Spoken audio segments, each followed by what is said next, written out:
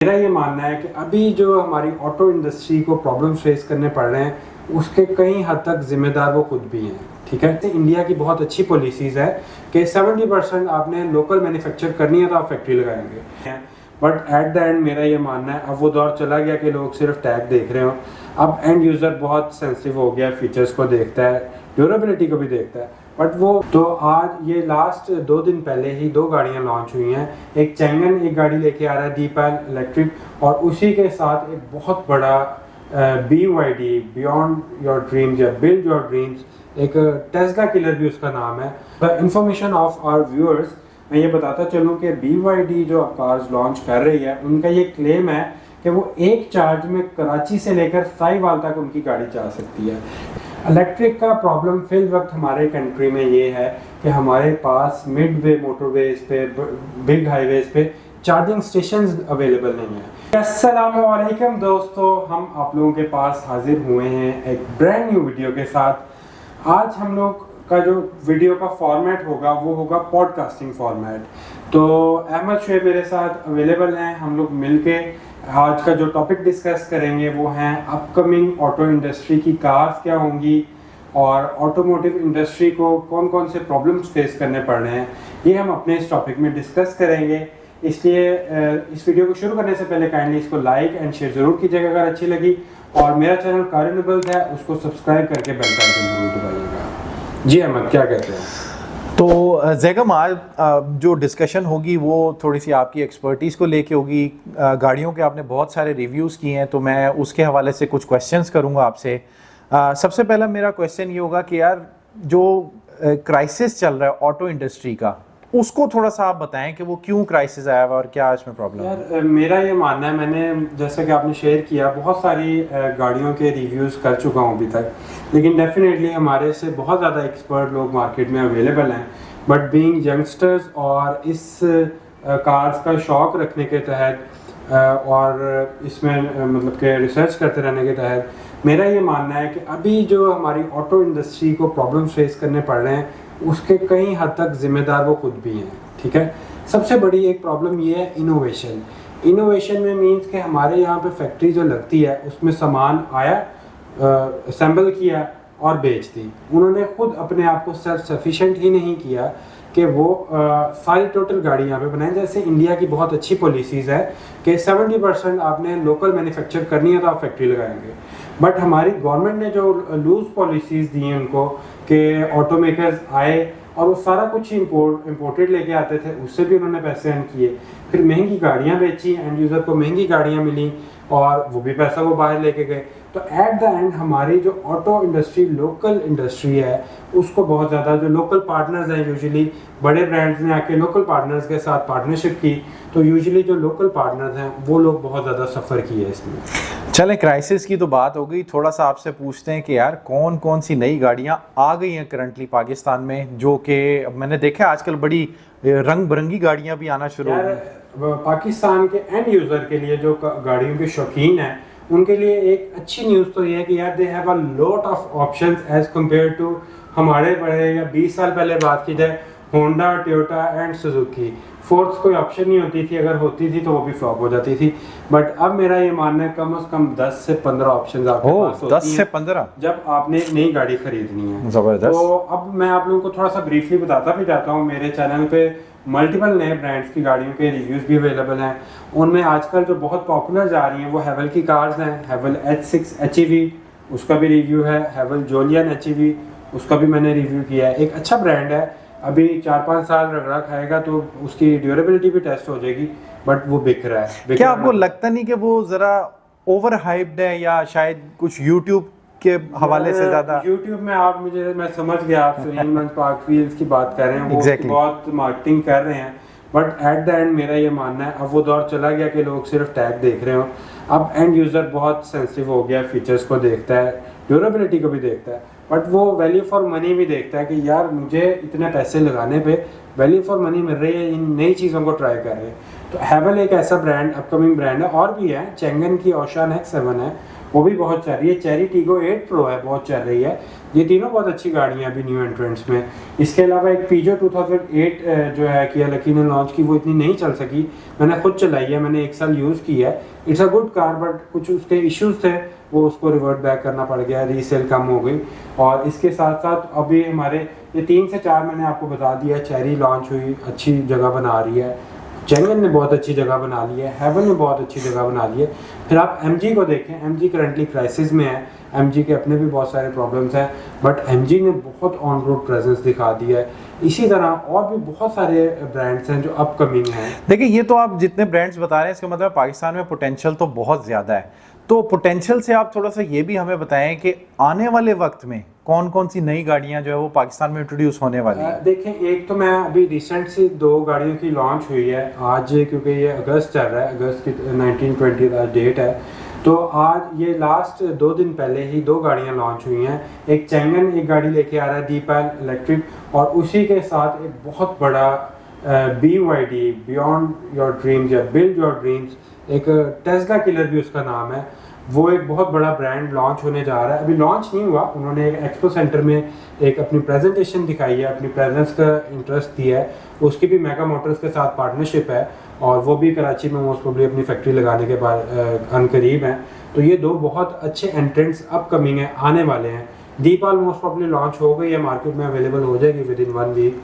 तो लेकिन आपको देखिए, मैं भी थोड़ा सा ज़ाहिर है हर बंदा ही देख रहा होता है न्यूज़ भी इधर उधर, आपको लगता नहीं कि पाकिस्तान में इतना पोटेंशियल है? आपको लगता है कि इतना पोटेंशियल है कि नई आने वाली गाड़ियां भी जो है वो इसी के अंदर अपनी गाड़ी बेच सकेंगी? देखें, ये गाड़ियों की मार्केट भी, मेरा पर्सनल ओपिनियन ये है कि जंगल का कानून है, सर्वाइवल ऑफ द फिटेस्ट। ठीक है, बहुत से ऐसे ब्रांड हैं, प्रिंस पर्ल और यूनाइटेड ब्रेवो, वो ऑब्सोलीट हो गए हैं, वो क्वालिटी नहीं दे सके। इट मींस कि हमारी जो मार्केट है, दे डिमांड क्वालिटी। जो यूज़र है, जो बायर है, ख़रीदना चाहता है, हालांकि सुनने में आता था बड़ी गरीब आवाम है, बट कॉम्पैक्ट SUVs लॉन्च होने की देर थी। हुंडई जिसकी एक एग्जांपल है, हुंडई 4th नंबर पे आ चुकी है अपने सेल्स वाइज। हुंडई ने इतनी अच्छी बिल्ड क्वालिटी दी है, उसकी प्राइसेस भी हाई हैं, बट एंड यूज़र उसे ख़रीद रहा है। इट मीन्स कि हमारे मुल्क में जितने मर्जी बुरे हालात हो जाए, ये अगर अच्छी चीज़ आएगी, अच्छी क्वालिटी डिलीवर होगी, तो लोग खरीदेंगे गाड़ी। ज़बरदस्त हो गया। तो जैगम, एक चीज़ थोड़ा सा मेरी इन्फॉर्मेशन के लिए भी और व्यूअर्स के लिए भी, जो हम लोग देखते हैं, क्योंकि इलेक्ट्रिक कार्स अब आ रही हैं और हाइब्रिड कार्स भी इंट्रोड्यूस हो रही हैं, तो थोड़ा सा फ़र्क बताएंगे हमें इन दोनों में क्या है? जी देखें, वैसे तो मेरा ये मानना है कि हमारा व्यूअर जो है बहुत ज़्यादा एजुकेट हो गया होगा, बट फॉर द डिस्कशन हम इसको ज़रा एलेबोरेट करते हैं। बेसिकली इलेक्ट्रिक कार जो है वो सिर्फ एक इलेक्ट्रिक चार्ज लेगी, जैसे कि BYD दीपाल आ रही है, ऑडी e-tron है, MG की भी इलेक्ट्रिक आ गई, तकरीबन सब ब्रांड लॉन्च कर रहे हैं। इलेक्ट्रिक का प्रॉब्लम फिल वक्त हमारे कंट्री में ये है कि हमारे पास मिड वे मोटरवेज पे, बिग हाईवेज पे चार्जिंग स्टेशंस अवेलेबल नहीं है, जिसकी वजह से इलेक्ट्रिकल कार्स की बड़ी लिमिटेशंस हैं। But for the information of our viewers, मैं ये बताता चलूँ कि BYD जो कार्स लॉन्च कर रही है, उनका ये क्लेम है कि वो एक चार्ज में कराची से लेकर साहिवाल तक उनकी गाड़ी जा सकती है। इट मीन्स कि अब इतनी ज़्यादा उसकी बैटरीज माइलेज दे देंगी कि आप एक ही चार्ज में लाहौर से इस्लामाबाद जाना is just a simple thing. ठीक है, तो ये वाला प्रॉब्लम जो हमारा चार्जिंग स्टेशंस का है, अगर ये भी रिजॉल्व हो जाए, तो मेरा ये मानना है, BYD का ये क्लेम है कि पाकिस्तान अगले 2 साल में हर तीसरे पाकिस्तानी के पास BYD की गाड़ी होगी। तो हो सकता है कल को फ्यूचर में, मेरा ये मानना है 5 साल तक लग जाएंगे, चार्जिंग स्टेशंस बन गए तो टेस्ला मॉडल अपनाया जाए कि लोगों उधर अपने साथ ट्रक शॉप्स बनाएं, चार्जिंग भी दें लोगों को, लोग खाना खाएं, उससे कमाई करें और गाड़ी भी अपनी चार्ज करें, और इस तरह सोलर की प्लेट्स लगी हैं, उससे चार्जिंग स्टेशन जो हैं गाड़ियों को चार्ज करें, तो एक नेटवर्क बिछा दिया जाए, तो इलेक्ट्रिक बहुत कामयाब हो जाएगी। दूसरा आपका एक क्वेश्चन था, what is the difference between electric and hybrid and normal car? तो हाइब्रिड में क्या हो रहा है, हाइब्रिड में थोड़ी सी डिफरेंट टेक्नोलॉजी है। हाइब्रिड में लिथियम आयन या निकल मेटल हाइड्राइड बैटरीज हैं। मैंने हाइब्रिड गाड़ियों के, बहुत सी गाड़ियों के तकरीबन सबके रिव्यूज़ कर चुका हूँ।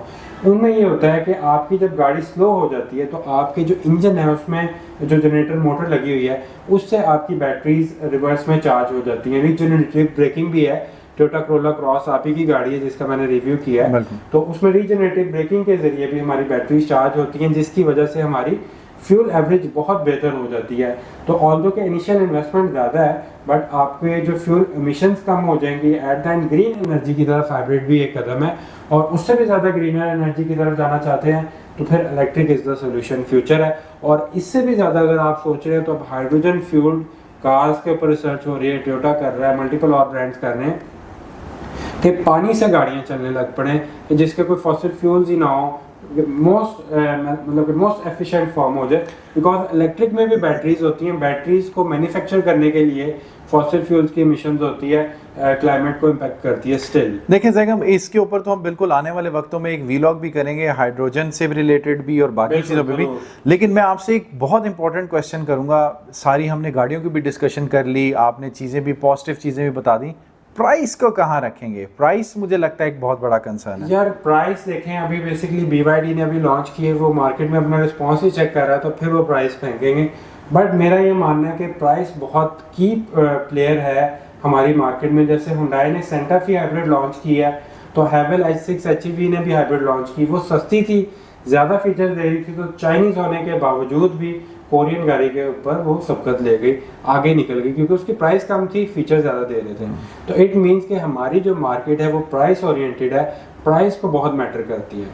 तो आपको लगता है आने वाली जो वक्तों में ये इलेक्ट्रिक कार्स हैं वो कम प्राइस में लॉन्च कर सकेंगे ये प्लेयर्स? देखें, उसके ऊपर टोटली जो उसकी कॉस्ट डिपेंड कर रही होगी वो उसकी बैटरीज के ऊपर है। बैटरीज के ऊपर जो कंपनीज अच्छी R&D कर लें, BYD एंड टेस्ला ने अपने बैटरी के यूनिट्स बनाए हैं तो पूरी दुनिया में ओवरटेक की। मतलब कहने का आपका ये है कि कराची से साहिवाल वाली जो आपने बात की है वो तो फिर बहुत ही ज्यादा महंगी गाड़ी होगी इसका। बिल्कुल, यानी कि जो बैटरी सेट ज्यादा लगाना पड़ेगा। Exactly at the risk of cost आपने इलेक्ट्रिक चार्ज, इसीलिए इतनी ज्यादा कॉस्ट की वजह से इतनी ज्यादा पॉपुलर नहीं हो पा रही। ठीक है, हम अपने इस इंटरव्यू को और इस वीलॉग को, इस पॉडकास्ट को कंक्लूड करेंगे। मैं आखिरी क्वेश्चन आपसे ये करूंगा, फ्यूचर क्या देखते हैं आप?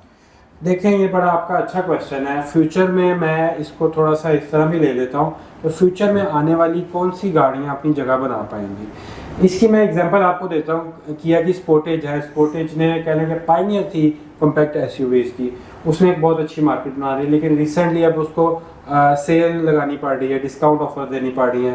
होंडा की HR-V है, उसको डिस्काउंट ऑफर देनी पड़ रही है। लेकिन डिस्काउंट ऑफर्स का क्या मतलब होता है कि वो गाड़ी नहीं बिक रही। यस, अब गाड़ी ना बिकने की एक मेजर वजह उसमें इनोवेशंस और टेक्नोलॉजी अपग्रेडेशन ना होना हो सकती है। ठीक है, बहुत सारे फीचर्स ना दे रही हूँ, तो उनको एक अपग्रेड। फ्यूल का भी मेरा ख्याल है काफी एक फ्यूल भी एक बहुत बड़ा फैक्टर है। हमारे मुल्क में फ्यूल महंगा हो रहा है, और आम बंदा जिसने दफ्तर से आना जाना है, या हम लोग हैं, हमें बहुत ज़्यादा ट्रैवल करना है, इंटरसिटी बहुत ज़्यादा ट्रैवल है, तो बहुत ज़्यादा ट्रैवल की वजह से भी we are dependent on fuel average. तो मैं आपको ये बताता चलूँ कि 4 से 5 जो हैं, जैसे कि कुछ मैं बता भी चुका हूँ, लेकिन मैं आपको विद प्राइस उनकी अवेलेबिलिटी डेट, अपकमिंग जो कार्स हैं 2024 में या 2024 के एंड तक जो लॉन्च होने वाली हैं, मैं आपको बता देता हूँ। किया स्पोर्टेज जो सी है वो, क्योंकि आजकल जो इतनी ज़्यादा नहीं चाह रही, रोड प्रेजेंस बहुत ज़्यादा है, बट लोग इनोवेशन मांगते हैं, अपग्रेडेशन मांगते हैं, फेसलिफ्ट मांगते हैं। टोयोटा ने तो अपनी यारिस की एक फेसलिफ्ट दे दी है, और जो है ओशान X7 ने भी एक फेसलिफ्ट दे दी है अपनी सेल्स को बूस्ट करने के लिए। तो न्यूज़ ये है कि जो स्पोर्टेज है 5th जनरेशन आ रही है, उसका एक फेसलिफ्ट आ रहा है जो 1.05 करोड़ का होगा। उसकी प्राइस आप कह लें कि बढ़ जाएगी, एंड 2024 में वो आ रही है। तो इसके साथ साथ ही सुजुकी में जो एवरी माइल एवरी लॉन्च हो रही है, ठीक है, 26 लाख उसकी बहुत अच्छी प्राइस जो है वो ऑफर कर रहे हैं, वो भी जो उनसा है एंड 2024 में लॉन्च हो रही है। उसके अलावा मैंने BYD के बारे में ऑलरेडी आपको बता दिया, लेकिन मैंने ये नहीं बताया कि BYD में बेसिकली 3 गाड़ियाँ, हाँ बिल्कुल, BYD में 3 मॉडल्स हैं। उनमें से अभी डॉल्फिन वो लॉन्च कर रहे हैं 90 लाख में, 17 अगस्त ये लॉन्चिंग इसकी हो गई है 2 दिन पहले। ठीक है, इसी तरह उनकी एक ऑटो 3 गाड़ी है, बहुत ज़बरदस्त गाड़ी है, 1.7 करोड़ की है, वो भी 17 अगस्त को कर चुके हैं। और इसी तरह सी लाइन है, वो सी लाइन 6 1.1 करोड़ की है, वो भी 17 अगस्त को वो अपनी प्रेजेंटेशन दे चुके हैं, लॉन्च कर चुके हैं। अनकरीब वो भी गाड़ी आने वाली है, और मेरा ये मानना बहुत फेवरेट होगी। इसी तरह चैंगन ने जो है डीपाल एक ब्रांड लेके आए हैं, चैंगन के साथ पार्टनरशिप है, उसका L07 है जो कि 1.7 करोड़ की होगी। ये भी अभी 2 दिन पहले ही लॉन्च हुई है, ये भी गाड़ी अवेलेबल होने वाली है क्योंकि चंगन ऑलरेडी ऑपरेट कर रहा है, तो वो चंगन की ही जो डीलरशिप्स हैं उन पे ये गाड़ियाँ अवेलेबल होंगी। और उसके अलावा S07 है जो 1.7 करोड़ का होगा, वो भी 2 दिन पहले इन्होंने तकरीबन सैटरडे को सेम डेज पे ही लॉन्चेस की हैं। और एक और जो है Hyundai Elantra भी अपनी हाइब्रिड लेके आ रही है, क्योंकि दोस्तों ये बड़ी हम फेयर बात करनी चाहिए। Elantra की सेल्स Hyundai का वाहिद ये गाड़ी है जिसकी सेल्स गिर गई है, Elantra और Steria। तो Elantra का वो अब एक हाइब्रिड लेके आ रहे हैं जो कि 1.1 करोड़ की होगी एंड 2024 में ये गाड़ी लॉन्च होगी। ज़बरदस्त। तो इसका मतलब ये है कि काफ़ी न्यू कार्स जो है वो पाकिस्तान में आ रही हैं, लेकिन हाई प्राइस ब्रैकेट में। प्राइस बढ़ जाएगी, देखें at the cost of luxury and at the cost of high mileage, यानी कि ज़्यादा दूर तक सफ़र करने के लिए यू हैव टू पे the cost of the batteries. तो ये एंड यूज़र को पता होना चाहिए कि आपको ज़्यादा दूर तक ट्रैवल करना है तो आपका बैटरी सेट ज़्यादा लगेगा, तो बैटरी सेट महंगा भी ज़्यादा होगा। चले आने वाले दिनों में अब देखते हैं कि कौन सी गाड़ी जो है वो सक्सेसफुल होती है। इतनी सारी गाड़ियाँ आ रही हैं, तो आप कंक्लूड कीजिएगा। नेक्स्ट वीडियो आप अपना ख्याल रखिएगा, कोई चीज़ मिस कर गए तो हमें कमेंट्स में ज़रूर बताइएगा।